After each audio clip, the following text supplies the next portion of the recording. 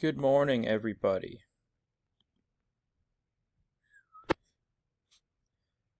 This is my last video. This is not your last day of class. We'll have live sessions tomorrow, office hours tomorrow, but this is what you have to do for the next 2 days. So by the time Thursday ends, or I should say Sunday, because I'm giving you Sunday to turn in all your work, you should have completed on Google Classroom weeks 1 through 5 assignments, because this is a makeup week, your one-page analysis paper, and your cumulative reading check, which is what you'll be doing for the next, if you choose to do it today or tomorrow. Questions of identity. Who am I? Why am I doing this? Why am I doing this way? It's your last week of class. I'm seeing some people kind of drop off with less participation. How do I want to finish this summer school? Who am I? Why am I doing things this way? So, from Monday, Tuesday, your one-page analysis paper. Choose the story you want to write about. Write about a theme you can connect with. Use textual evidence to support your thesis. I didn't see anyone turn this in, which I'm a little disappointed in. It might seem a little more daunting, but I promise you, it's something we've been working on all summer. It's just putting it all together, okay? Now today you have your final reading check. You're going to read each question thoroughly. You're going to review all questions and answers. You're going to read the passages deeply and closely. So let's take a look at that final reading check, which I'm going to read you every single question right now. You'll notice right now that this is not any type of different questions. So first you type in your name.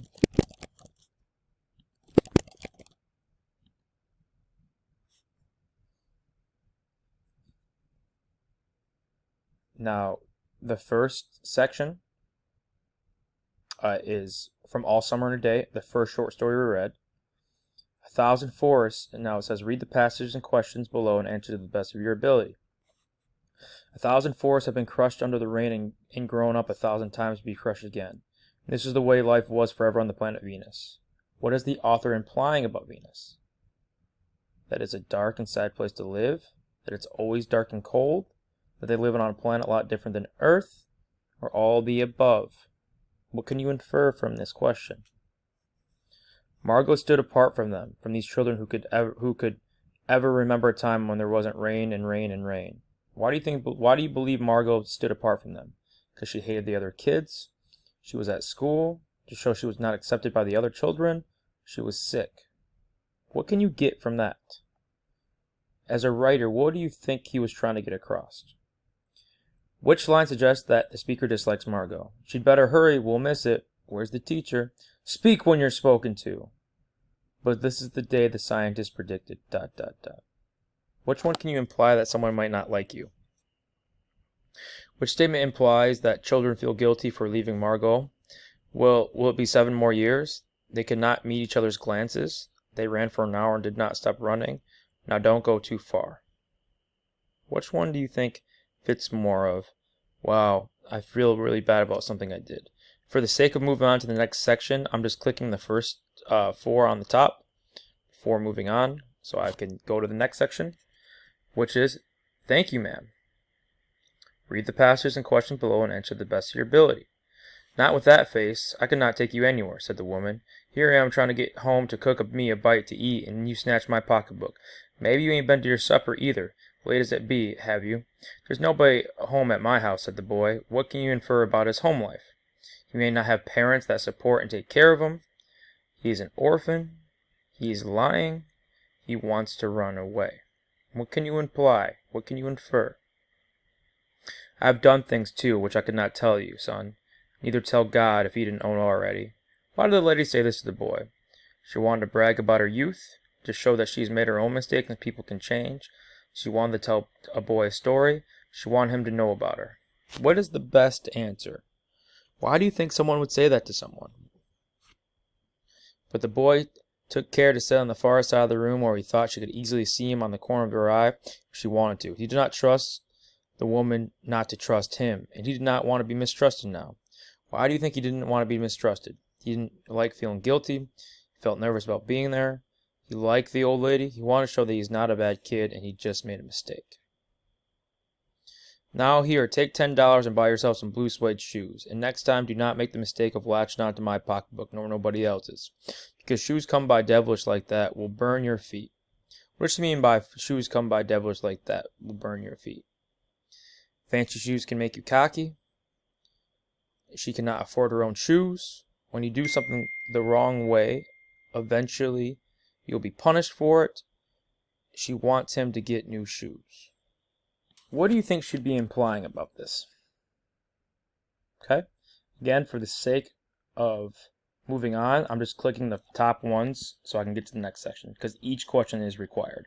So it would not let me move to the next section if I didn't do this. This one's about 7th grade. I ain't making a face essay, this is my face, Michael said. His face had changed during the summer. He had read a GQ magazine that his older brother had borrowed from the bookmobile, and noticed that the male models all make the same face. What does this imply about Michael? He reads magazines. He's concerned with how others view his physical appearance. He has an older brother. It was just summer. What do you think the author wants you to know about Michael? What is the most important thing? Which conflict motivates Victor's decisions throughout the story? Victor struggles to do well in school. Victor wants Teresa to be his girlfriend, but he can't find a way to talk to her. Victor wanted to take as many classes as possible. Victor says Teresa's name in English class, and the other students laugh at him. What is the reason why Victor's doing the things he's doing in this story? Which quote best explains Mr. Bueller's reaction when he realizes why Victor's faking his knowledge of French? He remembered his college years when he dated a girlfriend and borrowed cars. He walked to a blackboard and pointed to the words on the board with a steel-edged ruler. The teacher beamed and said, "Très bien, parlez français?" Mr. Bueller, wrinkling his face in curiosity, asked him to speak up. Why would Mr. Bueller think Victor's faking it? Why would someone try to pretend something they don't know in front of a girl? What connects that the most? The last one in the story is he was going to like 7th grade. What can we infer about this? Victor's life was changing. He was happy to talk to his crush. School was a fun place. 7th grade was a lot easier than 6th grade. Or Victor may end up being close with his crush, Teresa. And for the sake of this again, just go on to the top 4. Now this is from our pre-test, and let's see if we've gotten better, because I think these are a walk in the park now for you guys. I handed my chemistry take-home final. Mr. Hopper shakes my hand with meaning.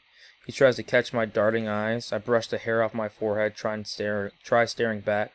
Maybe if I look him in the eye, I think he'll decide he doesn't need to say anything. Maybe if I look him in the eye, he'll decide to bump up my grade. The narrator in the story probably has earned what kind of grade?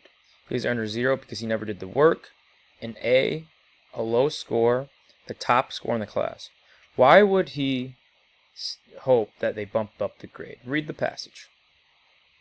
Which part of textual evidence below most strongly supports your answer?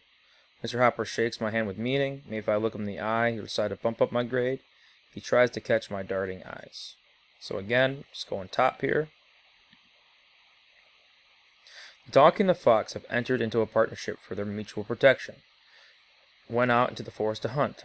They had not proceeded far when they met a lion. The fox, seeing immediate danger, approached the lion and promised to contrive him for the capture of the donkey if the lion would pledge his word not to harm the fox. Then, upon assuring the donkey that he would not be injured, the fox led him to a deep pit and arranged that he could fall into it. The lion, seeing that the donkey was secured, immediately clutched the fox and attacked the donkey at his leisure.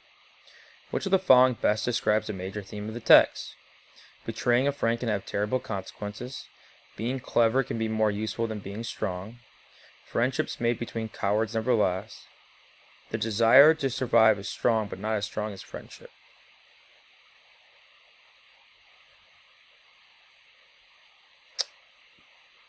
Both of them end up dying. So what do you think the message is, the major theme? And which part of the textual evidence most strongly supports your answer? The lion, seeing the donkey was secured, immediately clutched the fox and attacked the donkey at his leisure. The donkey and the fox have entered into a partnership for their mutual protection. The fox, seeing immediate danger, approached the lion and promised to contrive him for the capture of the donkey. Then, upon assuring the donkey that he would not be injured, the fox led him to a deep pit. So what happens in the story? who wins, who loses. Okay? And that is your final assignment. And then the rest of the week till Sunday, you can turn in anything you want and I'll check it over. Okay? If you have any questions, please come to the live sessions today or tomorrow or email me and we can set up office hours. I had a lot of fun. And for those who participated, I really appreciate it. For those who might stumble upon this video and say, maybe I should turn in some things right now anyway, I would appreciate that too. It's never too late to try to improve your life and try to improve your grades, okay? I hope you have a wonderful rest of your summer before school starts. This was one of my first jobs. I had a lot of fun with this. It was pretty interesting. So those who I did get to meet and talk to, you guys seem like great kids. For those I didn't, I'm sorry we missed the opportunity. But good luck. Don't worry about this. I think it's going to be pretty easy for you guys. Take care.